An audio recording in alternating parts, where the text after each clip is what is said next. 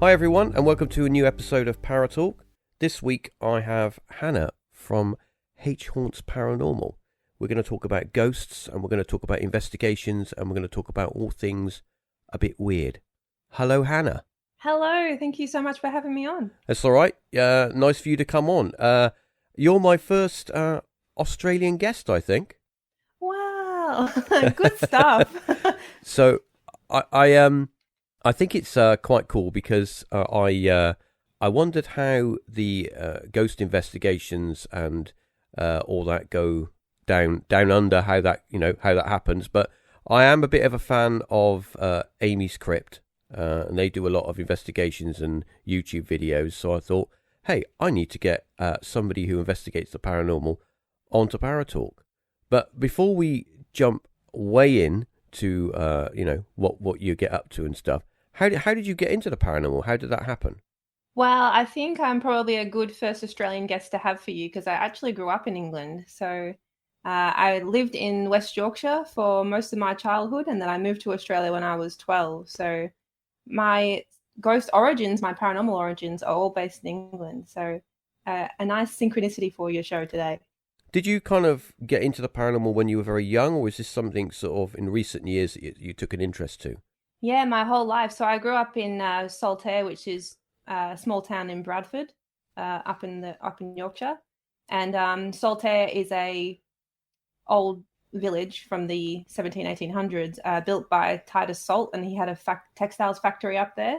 And he built the town for all of his workers. Obviously, now that's just council housing and regular housing, which is what we lived in, and just two bedrooms, two rooms downstairs, kitchen, living room, and then yeah, bathroom, two bedrooms upstairs, nothing too fancy. But when I was living there, I was about 4 at the time, and I had an imaginary friend called Honey. And he was a little boy. I can remember his little cap. He was a sepia toned little boy, and that's why I called him Honey, because he was a similar color. As an adult and talking to my family about it, in particular my mum and my nana, we've all come to the conclusion that there's too much detail there for it to have been imaginary. And we all had an interest in ghosts and spirits. Everything was validated for me from a young age. I was never told that's not real, don't worry about it. So I think it was just kind of a nurtured interest that I've had my whole life, especially starting in England. Yeah, interesting you pick up on the imaginary friend. I actually had a conversation with a recent guest about imaginary friends. How did that come across when you were younger? Was it kind of normal just to see someone? I never had one. I never had an imaginary friend. I had friends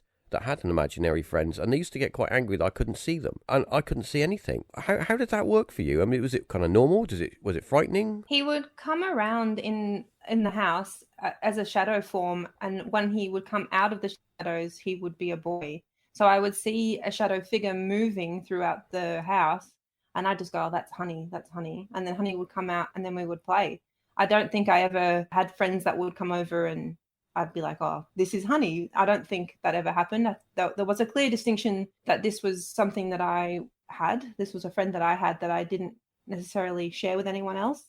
Even though my parents knew, my parents never saw him. And I was told he was an imaginary friend for a long time, but it was in adulthood where we kind of realized, oh, probably not because of the details that I can still recall about that time. But yeah, he was a shadow figure that would then emerge basically as a young boy like I was. We were similar in size. He played with me, we'd play hide and seek, and yeah, it was normal. Nothing was scary about it. Did you have any in-depth conversations? Did you ask any questions, or were you just very childlike, just play ball or whatever? It was completely innocent. There was no questioning of what he was or anything like Hmm. that. I can't even recall a specific instance of, even speaking. I just remember him being there and playing. And there was, yeah, I can't remember anything in particular, Yeah, but it was a long time ago. yeah, yeah. I mean, you grow up, you get older, and you have an interest in the paranormal. Did you find that kind of sparked your interest? And as you got older, what kind of motivated you to sort of leave the comfort of your home and go out into places that were allegedly haunted and investigate, basically? There were a couple of events that led up to my seeking out answers, I suppose. Before we left to Australia, we moved in with my aunt, and she had a renovated church just next to Saltaire in a town called Baildon. And we lived in that renovated church. This was another 18th century house, and it was quite large. This house had an original stone basement in it. Churches would have been used for everything that the towns needed. Obviously, you would know that these old churches, these old buildings are just beautiful. And this house had the cellar still intact with its original stone morgue table in it, its original furnace down there. Everything was fully kept. The house was renovated around it, but the cellar itself was in really original condition. So going up with that also in mind, then moving countries. Obviously, there's a lot of emotional things happening during that time. There's a lot of hormonal things going on at that time. I'm a young girl moving across the world, leaving all of my family. There's a lot to be said about some of those experiences that I can probably now put down to you were going through some stuff, and let's dismiss some of that paranormal activity. Things like I thought I saw shadows, or thought I heard voices, or lights would turn on and off. Can't really dispute that, but other things I can put to my thoughts racing a little bit. But when I came to Australia, within the first 3 years of being here, we lost 8 family members. That was a big shock for someone who's moved countries. You're grieving for the old life you have, but you're also grieving for the actual loss of life that you've experienced as well. But during that period, within the first year, I lost my nana, and now she was everything to me. She was my best friend. I felt that loss really deeply. And obviously this is layered on top of all the hormonal things that a teenage girl, I'm now 13, is going through, especially starting high school. I'm sitting up in bed and I'm having a lot of trouble sleeping because of everything that's happening. I'm staring at my wall. I've just put my Game Boy away because I know my mum is going to be furious. It's probably 1 a.m. and she's going to come in any minute. What are you doing? You've got school tomorrow. And I tucked it away, and I'm just staring at a wardrobe that I have in front of me. And this lady just came through my bedroom door. She didn't look at me. She just glided through to the window. She was just wisping through. She stood at the window for a second or so, and she turned back around and she went out the door. She didn't open the door. She just came through the door. But there was undeniable to me what I'd seen. I was so frightened that I vomited. I didn't know what I had experienced. I kind of had a bit of trauma associated with it because I was so scared. Yeah. There was no doubt in my mind. I wasn't asleep. I just turned off my Game Boy. I wasn't in a dream state or sleep paralysis or anything like that. I was fully alert, fully conscious, and I saw a woman enter my room, come to the foot of my bed, look out the window, and turn back around. So for months and months and months, I was going through this existential trauma of, oh my God, I've seen a ghost. I didn't know what to say to people. People would be like, oh, you're going through some stuff. It was true. I was going through some stuff, but this was undeniable. I can still remember it to this day. It's still frightening to me. And I've still only a few times since then seen anything remotely similar, only once or twice since. But this really triggered me to, I regressed a lot. I didn't want anything to do with the paranormal. I was scared. Yeah. I can't stress how scared I was, because once you've seen something like that, a lot of things get brought up into your mind about life and death and what it actually was, and whether I've got something wrong with me. What am I experiencing? People don't talk about this sort of stuff, really. My family have always acknowledged the existence of it, but they've never said, you're going to see ghosts at some point in your life, so prepare yourself. So a couple of years later, I'm probably 15 or 16 now, and I happened to catch an episode of Ghost Hunters, and I thought, this is really testing my nerves here, because it's been years since I've wanted to watch anything like this. But I watched it, and I was actually completely fascinated with the equipment that they had, with their nerves of steel, with their experiences, that they were able to go to these buildings and seek out the similar things that I've seen. They were interviewing people who had had full body apparitions in their homes, full body apparitions in their workplaces. And it was happening so frequently with, obviously that's what the episodes are aimed at. Yeah. And ever since then, since 15 or 16, I've never stopped looking for these answers, just to explain what the hell have I experienced. These conversations have also been brought back up with my family, which is how we were able to discuss what honey was, able to discuss the things at my aunt's house that everyone else experienced as well, but obviously didn't relate to me because I was young and they didn't want to frighten me. I was able to relate when I moved to Australia, that story of the lady in my bedroom, to my family and have this discussion. And that's really just fueled me as a paranormal investigator now to keep seeking more answers, just not only to validate the experience that I had initially, but to just keep on seeing what the hell is going on. There has to be something. So that's why I do it. Well, yeah, I have to agree with you on that point, because I think that everyone that I've spoken to, they have an experience in their life that they can't explain. I'm quite logical. I will experience something and then I'll think, well, how can I explain that away in normal terms? And if I can't find an answer, then I'll just put it on the shelf of I don't know. I have been in buildings where I've had things happen to me and I completely baffled as to what it is. And I used to do a lot of EVP work, a lot, and I had many months of not having anything happen. And then all of a sudden, one night I had two responses, and they were so clear that you would think the person was stood in the room with you. And that moment scared me so much that I literally put all of my equipment away in a drawer, and I never went back to it for about maybe, it was multiple months. It was maybe half a year. I just didn't go back to it. I didn't want to go back into that, sort of open that door, because I thought I'm now getting validation to something that is more than what I expect to happen. Because you watch all these TV shows like Ghost Hunters and I mean, I come from the era of, I remember all the 70s shows, Arthur C. Clarke and all those. And I remember that we had the different versions like Strange But True, and I loved all those kind of shows. And then you kind of went up to like version 2.0 where Ghost Hunters came, and it changed the bar totally. You had this live investigation where these ghost hunters would go into these places, and yeah, I mean, I'll be honest, they are edited to make that things happen. Every few minutes there's crazy stuff going on, coat hangers flying around and plates smashing and stuff. And you've been to haunted locations, and you know that sometimes you can go into a building and you can sit there all night, nothing will happen, or you might, what was that noise? And then that's it. And nothing after that. You just eat all your sandwiches and then you go home. So yeah, I mean, they are kind of made in a way because it's TV. Two people want to be entertained. But the point I'm saying is that I think that you have to have something in your life to happen that motivates you to move on to the next step. So when did you decide that you had an interest in the paranormal? You'd had experiences with maybe you witnessed an apparition or something, a playback from a past event or something like that. For what point did you think I need to go out and start going to places investigating? Did the TV shows kind of motivate you to do that? Yeah, they did, absolutely. I didn't realize that I'd seen a residual haunting until I did start to do more research and understand what these shows were trying to portray. It is frustrating as an investigator to actually see these shows get something every single investigation. Yeah.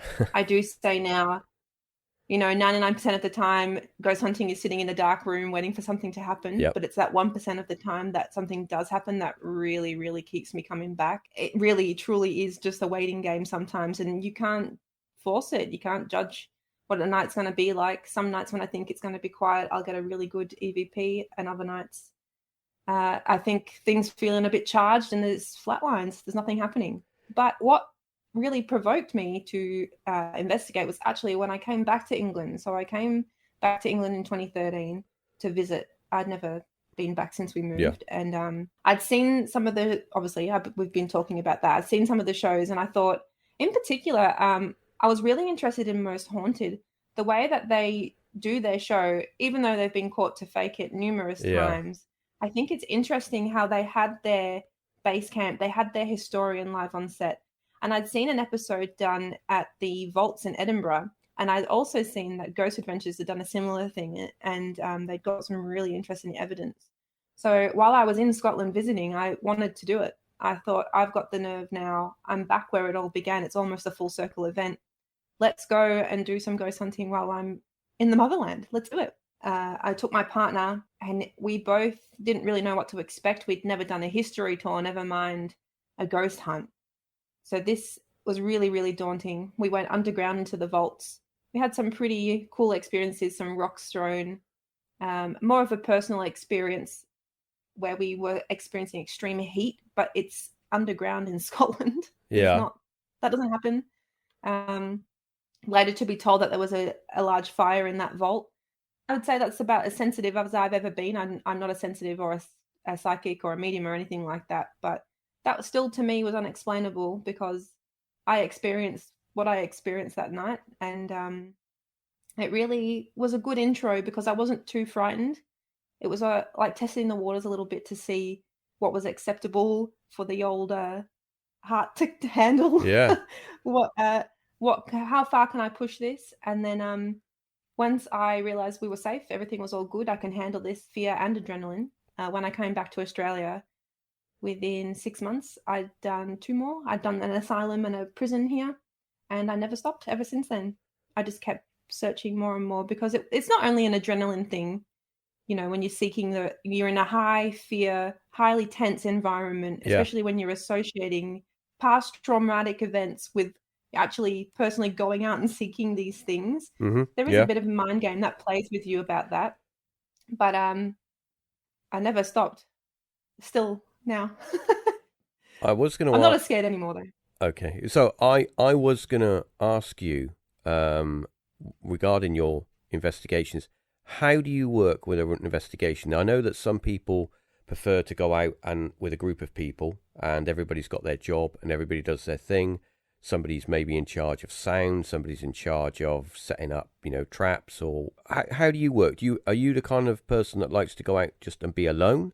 Or do you like to go out with a small team of people? Or do you like a large group of people? Do you feel that more people kind of can energize the area more and maybe get something to happen? Or do you just prefer to go up and do your own thing?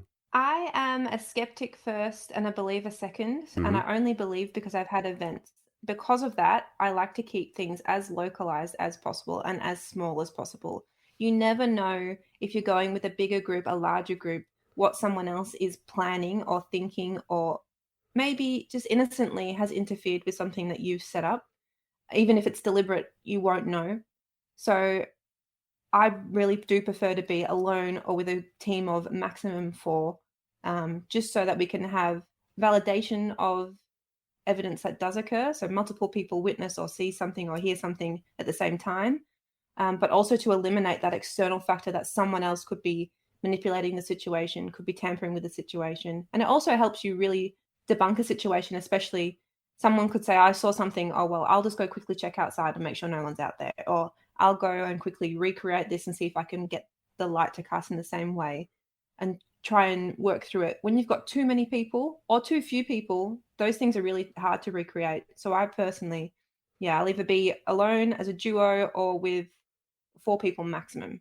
If I'm taking groups and introducing them to locations, Yeah. which is what I do now, I work for a company and we do that. We can take up to 30 people, but I generally don't validate the experiences that we have on those tours just because I personally can't prove that no one else has interfered with any of the evidence that we're capturing. So if you experience something, that's awesome. That's your experience. But I personally cannot say without a doubt or without doing any testing to say that that was a paranormal event. We try and keep that as more of a fun activity rather than a serious investigation. But I do both, but I prefer the smaller personally if I'm doing it. That's good. I like your thought process regarding being a little bit skeptic and trying to look at the logical side of things. I think that a little bit of skepticism does help when you investigate. If someone just says, "Oh, that was definitely grandma. That was grandma that came back." Yeah, definitely. Yeah. Can't just go down that road. You have to say, right, well, what could it have been? And then when you try all the answers that don't fit, and then you put it on the shelf of, well, I don't know what it was, and it's unexplained. But there are a lot of things that people don't necessarily realize that they're ignoring, such as the matrixing effect. Sorry. Yeah. So when you look at a photo and you've got trees in the air, for example, our brain is trying to detect something out of that. Yeah. So our brain's trying to look for faces because this is our natural danger response. This is how we respond quickly to things, by recognizing what danger is. This is just a primitive Neanderthal trait we have. So when we look at photos and someone goes, "Oh, can you see there's like 19 faces in this photo?" I'll say, "No, all I can see is shadows on a tree, or all I can see is dust on a window." You really have to, if you're not there, take it with a grain of salt. And if you are there, you've really got to look, is that light casting through some net curtains that's displaying a whole shadow play on the wall? Is there a flash that has triggered off some glass that is then projecting a lens flare or something like that? Is the orbs, which I don't really believe in too well, because I just think there's so much there that it could be other than a spirit. Is there a true lens flare? Is there dust? Is there bugs? Is there something that you're picturing in the air that is not paranormal? And I think 99% of the time it is always explainable, and I find it very frustrating actually when I get sent photos. I'm always happy to have a chat, but when I offer you an explanation and say, I think you should consider the matrixing effect, I think you should consider that, well, how was this photo set up? Was there someone else in the field? Was there someone else around you? Did you take 3 photos in succession? Are you actually aiming to have valid evidence here, or do you just want me to tell you what you want to hear, that you've caught a ghost? Because I'm doing this for my own validation and my own evidence collecting, and I think a lot of people don't consider those things. I think people just so badly want to prove that they've had an experience and seen an experience that they don't look for the explanation sometimes. And I think that's what my job is as well, is to explain that to people, that there are other causes in this world that will do that. Yeah, I totally agree with you 100% on that, and I can attest to that from personal experience. I had my father passed away quite a number of years ago now, but I used to care for him for about a couple of years. And after he died, it was only a matter of days after he died, I clearly heard him call my name while I was in my bedroom, sat up in bed, completely wide awake, and I heard him call my name like he was in the room. So, and Wow. I'm thinking to myself, did I just imagine that? Is that some sort of brain mechanism going on there to kind of comfort me, or is he actually floating above my head? So yeah, I've had, but I'm not going to say, well, that was definitely my dad that came back. But I am going to say, I don't know what that was. I'm not going to say it was nothing, because it's something. But as to what that is, I don't know. Moving on a little bit, because you've got me intrigued now. Sure. When you go to your investigations, what is one of them that really stand out that actually really did frighten you and made you think, I don't know if I should be doing this. I shouldn't be here. I should be at home on the sofa watching telly. Yeah, there was one location in particular, which was an asylum. It's called Beechworth Asylum in Victoria, which is South Australia. Not South Australia, that's its own state, but Victoria is the bottom of Australia. Yeah, it's one of 3 asylums that we have here in Victoria that you can visit. Closed down in the 1990s. This building, the amount of death that occurred here is unfathomable. It's not a building that you walk into and you think it's welcoming. You automatically get that sense of dread, sense of fear. Yeah. I've investigated here about I'm going to say over 30 times, like a lot. But there was once in particular that really, I stopped investigating for about a year after this event because it shook me up quite a bit. I'd been there a month earlier, and it was just my partner, myself, and the guide of the company who was running those tours at the time. We'd booked it out privately. Like I explained, it's just how I like to do things. We were in the men's criminally insane ward. It's called Grevillea. And we were sitting on the floor just having a small EVP session. No other equipment except for a voice recorder. We're having this session. And then all 3 of us hear like scurrying, like a weird metallic, like just like a rat scurrying around noise. But it's a pretty well-maintained building. We would have liked to have seen a rat opposed to what we actually saw. We saw like a creature thing on the roof of the building. If I hadn't have seen this with my own eyes, and I can hear how I sound, I know what this story sounds like, but it was just moving with really elongated movement, just a strange thing. All 3 of us, none of us responded in any other way other than leaving, because we couldn't comprehend what we'd seen. I know I study, I'm a 4th year psychology student, so I know that we can hallucinate. Yeah. I wasn't under the influence of anything. I was very tired though. That could be the explanation of what I saw, but I can't explain what the other 2 saw at the same time. I know that when we're awake, obviously we can experience sleep paralysis. Yeah. And we can see things while we're still in a dream state. I wasn't paralyzed. I wasn't in a sleep-wake cycle because I was fully awake.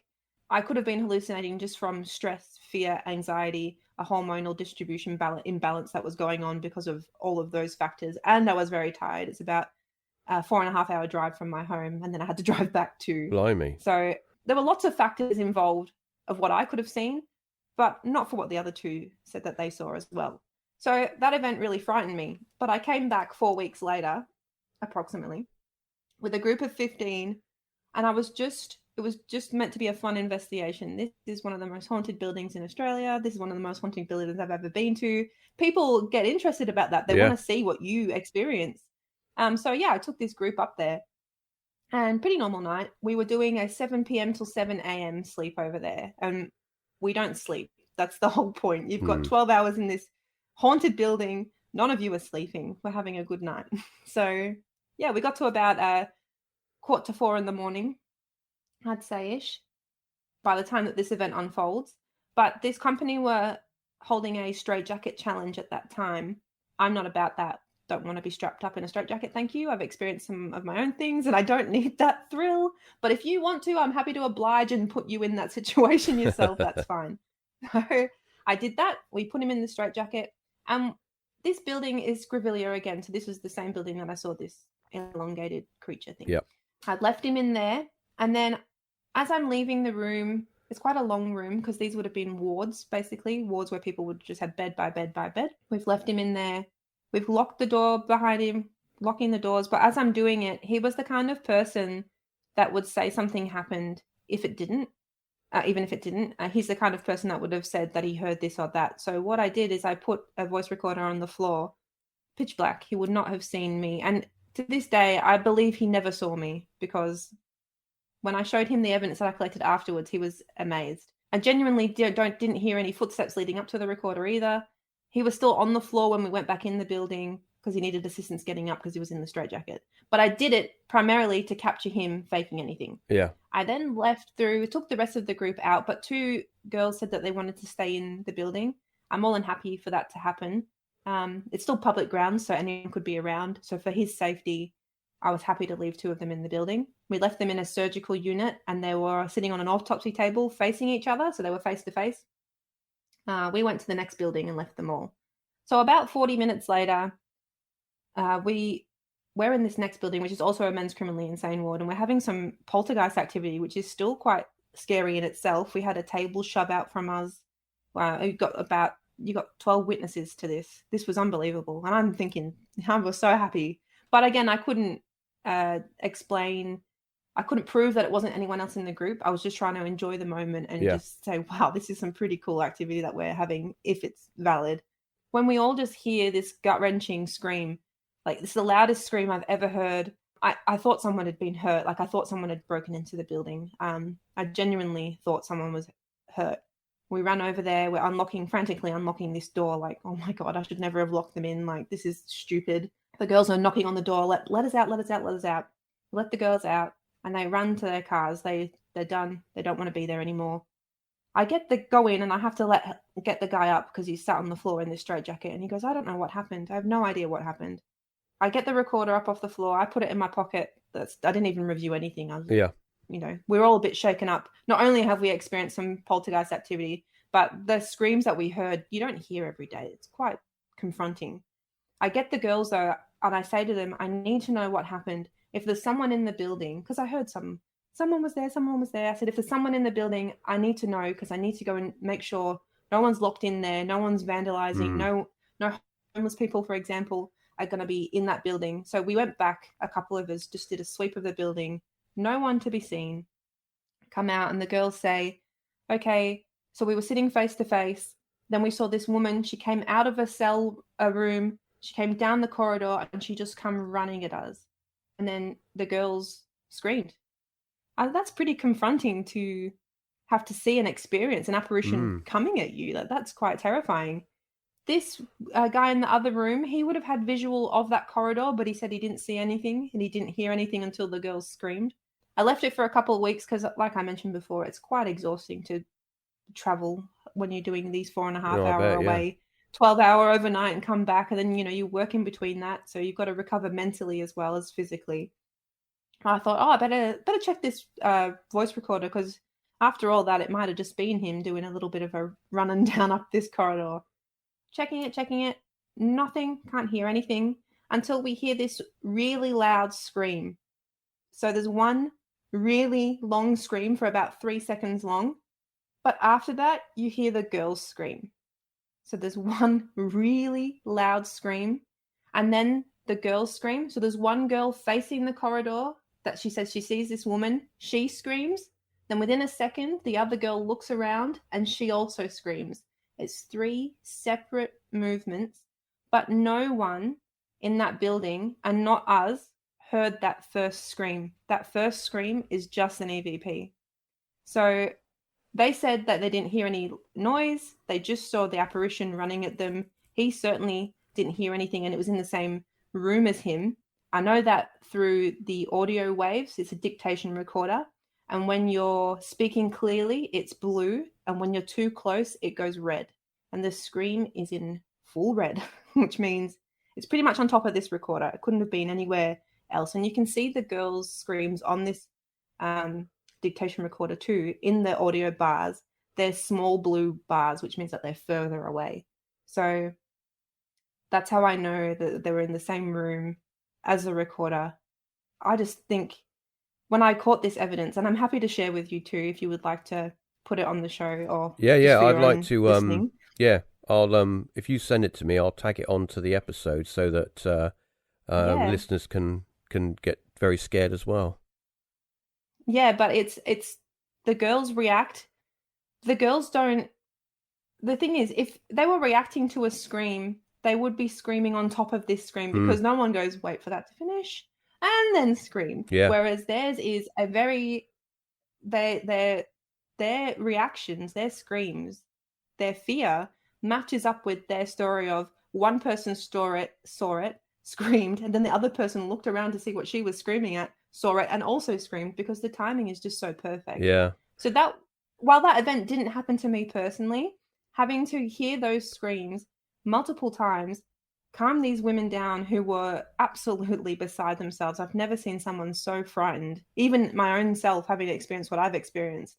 And then finding that EVP later and trying to put all these pieces together to say categorically that I know no one was in that building, because it was a experiment that I set up to catch someone faking, and that I actually caught an event that I've never been able to replicate. I've never caught anything like it since. It was a one-off paranormal event that I captured, and I'm so proud of it, but also it's terrifying. But it keeps me going, because I just think, what if I capture something like that again? Maybe I could set something similar up and it'll happen again. Maybe I'll see the apparition this time. I don't know. That's why I keep going back. So the asylums are not to be messed with. They are very interesting buildings full of history and ghosts. I do find it interesting, older buildings that have had trauma in and had a lot of asylums and workhouses, places like that. I remember many years ago I went to obviously you well know from where you come from, there's a lot of workhouses in the Midlands, the middle part of England, with the Industrial Revolution. I was quite fortunate. When I was at school, I studied social and economic history, and with that came a lot of field trips, and we went to a lot of because obviously I was studying basically the Industrial Revolution. We went to a lot of workhouses, and there are a few, in the middle part of England, the Midlands and stuff, which are brought back to life. They've basically made them as they looked, back in the 18th century and earlier. So it's kind of like, I remember going to one of them, and they have all the looms there. It's all kind of replicated and stuff. It's not the original, but they have the small areas where up to 8 people, maybe sometimes 12 people, a family would live, and it's literally, it's a cubicle. And you'd think, well, how do all these people get in here? Well, not all of those people get in there, because, most people are, some of them are working, and some of them are eating, and then the rest sleep, and then they kind of share this space. And I think to myself, when I went there, not only could I feel, I'm not saying I'm a psychic or I'm sensitive. I think we're all I think we're all sensitive to a degree. I think the more you open your mind to this, the more sensitive you do become to the surroundings of what's going on.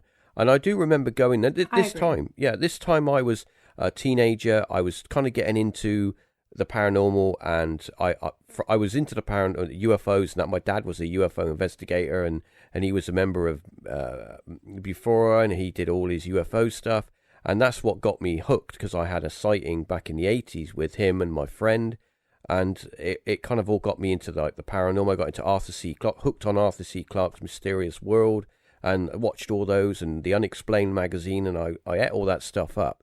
But I remember going to this building, this workhouse, an absolutely ginormous place, and I just felt weird. I just felt like you could feel that people there were not, whoever had been there, if you were there, it wouldn't have been a very happy place.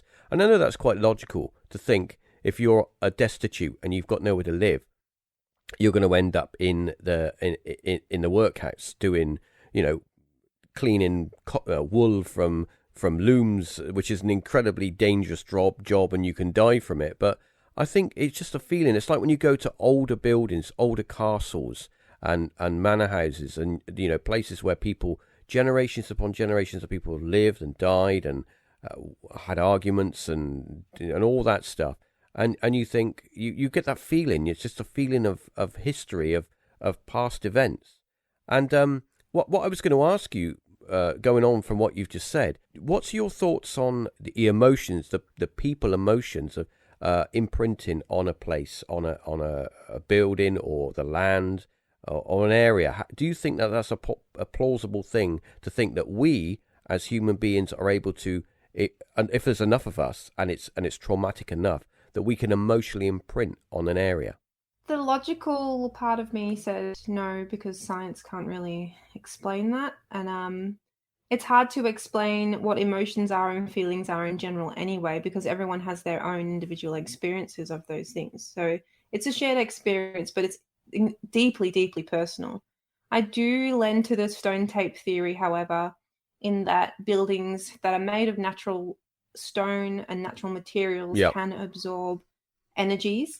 And that's from experience. That is from purely living and breathing in these buildings and investigating, opposed to buildings that are more modern. Yes, traumatic events can happen no matter where they are. But I find in general, these buildings that are made of, in Australia, we have a lot of bluestone buildings, which is just huge stone slabs. But in England, you've got a lot of limestone, a lot of sandstone buildings. Yeah, quartz, yeah, exactly. We know that these minerals have energy sources in them. Yep. And we know that they can be stored, and we know that, well, a lot of people believe that they possess their individual energies. If that is true, in a sense, and you're creating large buildings out of these materials, are they not working like a little battery storage system? That if there are spirits out there that can communicate, are they taking their energy from these sources? I tend to believe, while I can't prove it and I can't explain it, if that is what's happening, it makes more sense for that to be the case. And I do experience a lot more in these buildings, paranormal wise, more regularly, than I do in buildings that are more modern cement sort of flat pack buildings. That's not to say though that individual items aren't haunted, or individual people aren't necessarily haunted. So I've come across that before, where you've moved into a new home, there's nothing around it that suggests that it's haunted. But people have moved in and they've had spirits follow them from location to location. And you have to assess the situation holistically and go, well, maybe it's not the house, maybe it's something you own, or maybe it's you yourself. Have you had a cleanse, or have you, known that you've had something attached to you, or something along those nature? So I think there is an explanation in that spiritual realm.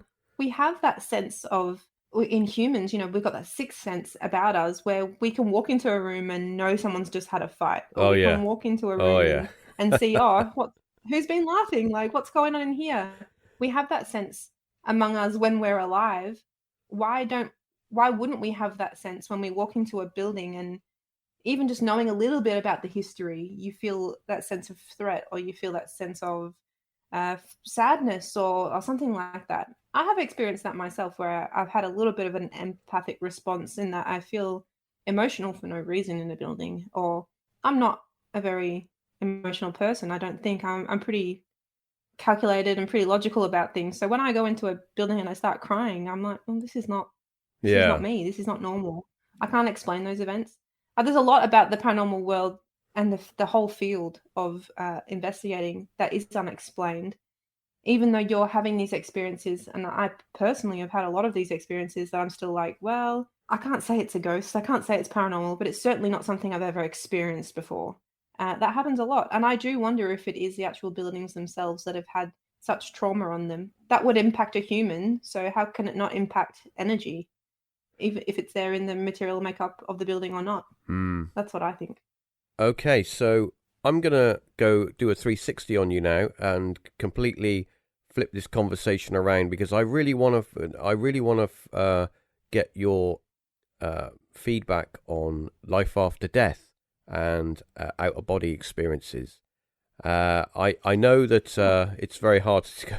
We've not experienced them. Well, I haven't, but I will say that I am a great fan of Anthony Peake and his writings on life after death and what we could possibly be experiencing. One of his theories is that at the moment of death, that we, the point where we just about to, disappear, that our consciousness slips out of time and that we basically relive our whole life again.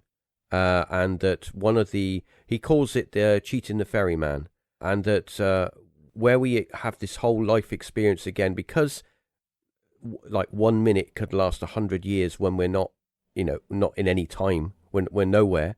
We're just experiencing this whole event again. When we have events like deja vu in our life and we think, oh, that's happened before. It actually has happened before. But because you're living your life slightly differently this time, that those events you have memories of, but you don't directly, you have a kind of you're kind of front loaded, that your subconscious knows it's gonna happen. What are your thoughts on of all of this kind of where people have had an out of body experience, or they've had a near death experience, and they come back and they tell a story and they say, well, I went here or I went there. What are your thoughts on all of this giant subject? Again, I lie more in the logical side of things, and I think that is my educational background in psychology and in learning how our brain responds to traumatic events. We do know that when we are passing away, we get a large amount of hormones flush our brains. We know that that is done as a relaxing effect, in a sense. That's why people say their life flash before their eyes.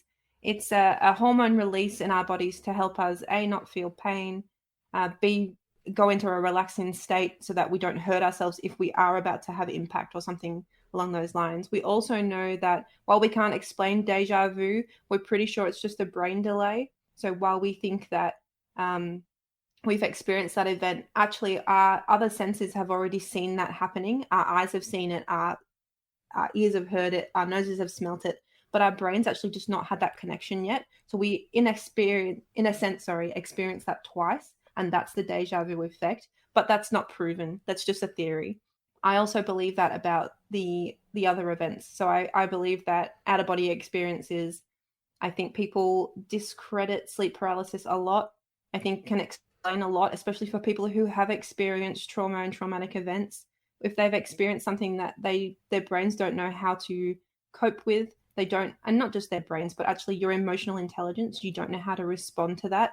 Your brain can create scenarios for you to help you try and understand that, and that's often through fear. So our fear senses get triggered. What are we the most scared of? And that can often manifest out of us. And for a lot of people, that's dying and passing away. We're scared of that. So when they do have these out of body experiences, I do think it's probably more explained in a chemical, hormonal way. And there's just really no way of proving that. And there never will be, because you can't, it's not ethical to put someone in that position to where they're almost about to die and you're going to study that. It just won't ever, unfortunately, be proven. But that's where I personally lie in that field, having had traumatic events as well. Like seeing that apparition. I'm not saying that's like some other trauma that other people have experienced, but I certainly know that my body reacted in a way that was still to this day unmatched with anything else I've ever seen. And I do think I'm a bit analytical about it, but I also think I have to be, because I do look for ghosts all day, every day. So if I was validating every experience, I don't think that would hold a lot of credit to me and my research. Mm. I hope that didn't let you down too much. I'm not religious either, so I don't really sway towards that side. I can't explain things as a soul.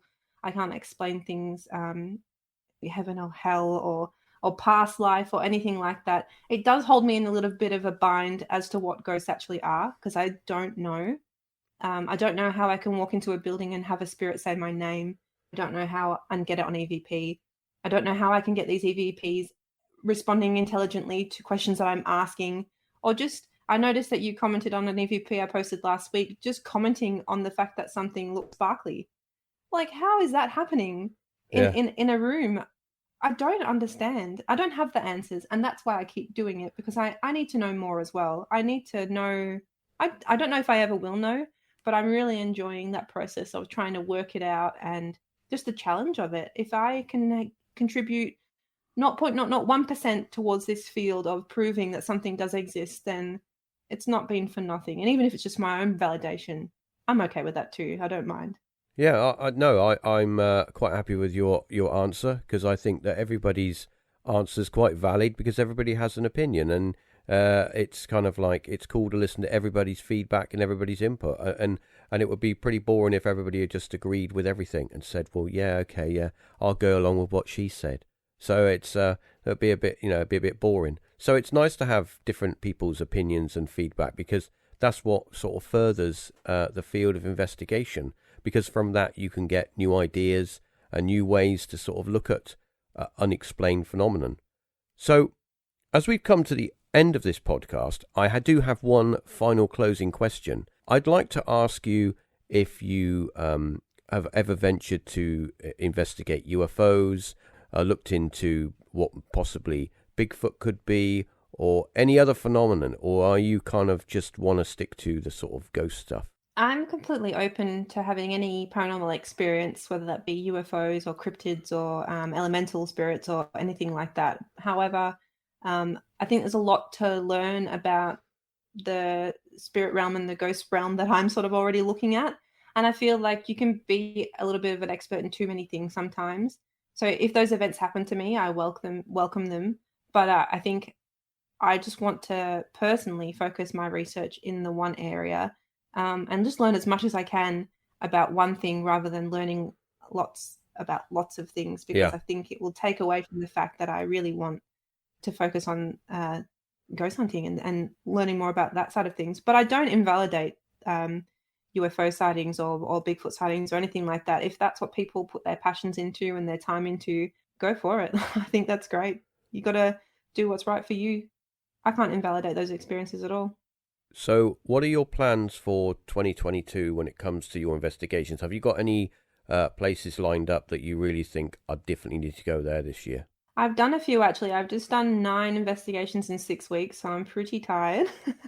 um, I did a gold mine a couple of weeks ago, which has been on my bucket list for a long time. I don't know if you've ever been in a gold mine, but it's pretty daunting. You A hear tin about it mine? a lot, but once you're actually, yeah, like an I've been actual in a gold tin mine, mine, yeah, but not a like, gold mine. oh, that's awesome. It's not what you think it is. Well, it is, but it's not. It's still a bit more scary and a bit more daunting than you actually realize, that these people went Yeah. 20 minutes underground, like, every day. Yep. Just to get It's to where they go to insane. work. Yeah. Yeah. Kind of scary. I'm doing guided tours weekly with the company that I work for, which is Lantern Ghost Tours. If anyone wants to come along, you are welcome to. We do around local suburbs of Melbourne. We just go to haunted hotspots and investigate. You'll have someone like myself, or you'll have another investigator, but we're all really passionate about it. And I've got quite a few homesteads coming up, which I really look forward to. I got some really awesome evidence last night alone in one of the homesteads, which was quite scary, a bit challenging mentally to hear something like that when you're alone. Yeah. But other than that, I'd love to get back to the asylums this year at some point. We'll just have to see what happens. I've not got anything big planned. There's a big homestead in Junee. It's called Monte Cristo. I'd love to get up there. Again, that's about 7 hours drive though, so it's logistically a bit hard when you work full time, study full time, and ghost hunt. That's the problem. It's when there's I'm always open. If anyone in Australia wants to go, you can let me know. Anyway, Hannah, thank you very much for coming on Paratalk. It's been very interesting, a very interesting conversation with lots of topics that we touched on. Send me over that EVP, and I'm going to attach it to the end of this episode. Any final words before we close the episode? I just thank you so much for having me on. And if you are an investigator out there or you're getting into it, just remember, be a skeptic first and a believer second. You always can try and find the proof, but you've got to debunk everything and make sure you're doing everything properly. That's my word of warning. But thank you for having me on so much. You're quite welcome. You're quite welcome. And I'm sure at some point you'll be back again. I like to have guests returning, so I like to catch up. And especially with the amount of investigating you're doing, I'm sure that you're going to have lots more to talk about. Anyway, so... I'd love to. I've got hundreds of stories. Excellent. Excellent. That's quite all right. Anyway, until next time, thanks for listening. So before I play this EVP, I just wanted to jump in here and let you know, if you're wearing headphones, you might want to turn them down, or you might want to turn your speakers down. It's quite loud, and you might want to sleep with the lights on. See you next episode.